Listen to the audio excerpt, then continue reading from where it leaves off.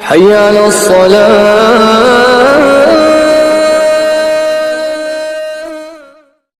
السلام علیکم ورحمۃ اللہ وبرکاتہ۔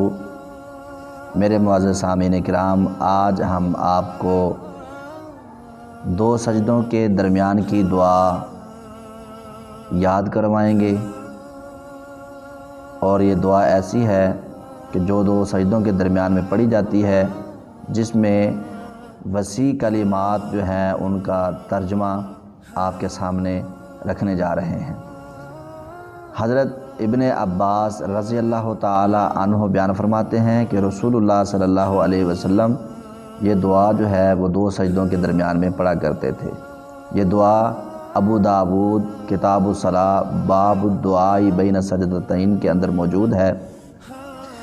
رسول اللہ صلی اللہ علیہ وسلم دو سجدوں کے درمیان میں دعا پڑھا کرتے تھے، اللہم اغفر لی وارحمنی واہدنی وعافنی وارزقنی، اے اللہ مجھے بخش دے، مجھ پر رحم فرما، اور واہدنی مجھے ہدایت دے، وعافنی اور مجھے عافیت دے، وارزقنی اور مجھے رزق عطا فرما۔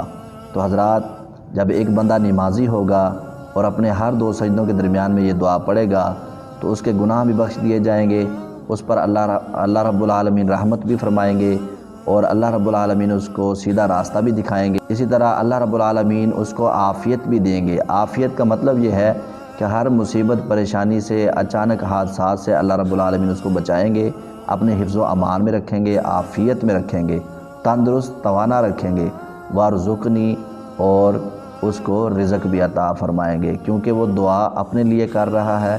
تو اللہ رب العالمین سے دعا ہے اللہ مجھے اور آپ کو ان دعاؤں کو یاد کرنے کی توفیق اور ہمت بخشے۔ السلام علیکم ورحمۃ اللہ وبرکاتہ۔ جزاک اللہ خیر۔